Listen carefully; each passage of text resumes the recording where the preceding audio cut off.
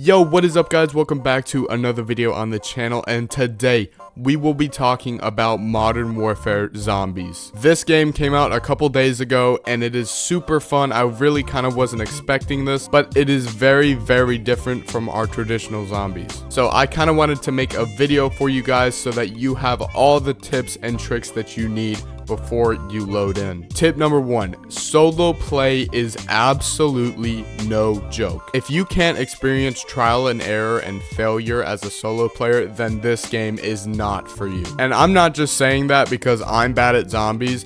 Everybody in the entire scene right now can agree with me on this statement. It is extremely hard because the zombies and the boss zombies do not let up from a multiplayer perspective. So the same amount of zombies that you would have for a squad, for instance, is also being implied on you. So for solo players, you can absolutely do it, and that is what I do all the time, but you need to play it more conservative, and if you try to be aggressive, it's going to kick you in the butt. Tip number 2, the game is very difficult, so I recommend that you take it as slow as possible. Although you are limited to the hour time limit, you still need to have this trial and error system. Do not expect that you will be able to go into the tier 3 or tier 2 zones in your first playthrough. Do not do it. It is a terrible idea. I did it my first time and I died instantly. Instead, you should go in, collect items, and then extract with them, and then you can go into the level 2 zone with those better items. But do not expect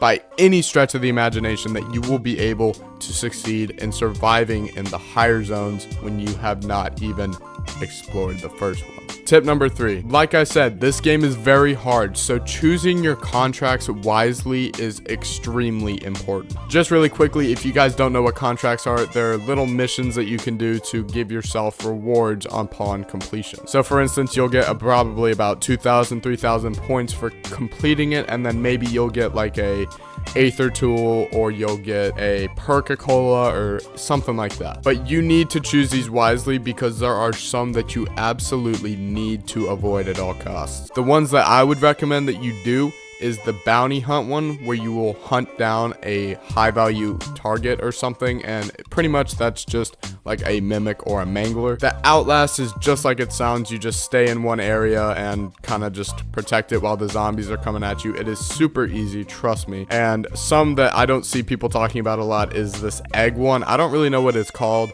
but pretty much you just kind of go around and break all the eggs that are lying around and you will get your reward. It is very easy. Usually ones involving AI or the mercs are really the difficult ones, so stay away from those because at this state of the game right now, they are very OP. Tip number 4, dying in this mode is very detrimental to your player. From a mode that is based so much off of extracting weapons and getting better based off of that, if you die and lose all of your stuff, it is extremely detrimental to your player if you manage to die. And trust me, it's gonna happen because I have had it happen to me already. So I had to do a fresh start and it is not good. Trust me, losing all of those weapons that you started with is extremely terrible because going in without a weapon in this mode is pretty much suicide. Tip number 5, unlike the other zombie modes, gaining points is not primarily based on zombies. In fact, you should probably avoid zombies because they don't give you any points whatsoever. Your real points is going to come from the contracts and the world events such as Aether Nests and Mercenary Strongholds. Zombies, when you kill them, only give you 15 points for a critical kill and 10 for a body kill or something like that. So really useless to just go in and shoot zombies. It is not good for your points and you are wasting that precious hour that you have inside of the world. Tip number 6, schematics in this game are so extremely overpowered.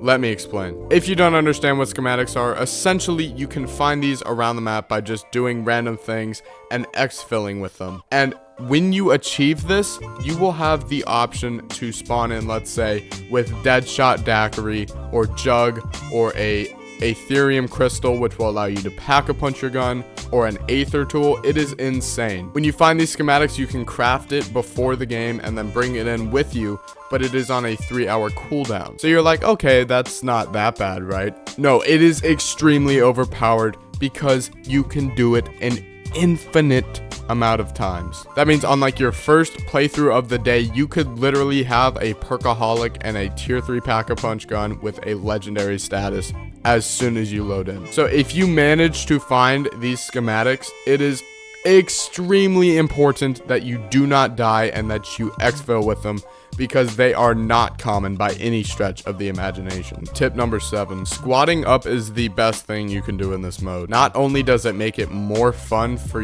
you and everyone else, it is extremely helpful because you have people there that can help you out in certain aspects of the game. You can't just run around and go do stuff by yourself, because teammates are really what is important in this game. So going in by yourself or with just some randos is really just gonna throw you off, and it's not gonna give you the best experience. Tip number 8, find a vehicle. I honestly think this could be one of the best tips ever, because this map is so extremely large that you absolutely need some sort of car, whether that be a ATV or a truck or just something that can get you around the map faster than you just running, because you are just gonna waste time and it will take forever, trust me. Tip number 9, if I have not said this enough throughout this video, avoid high threat areas unless fully prepared. I cannot stress this enough. If you are not fully prepared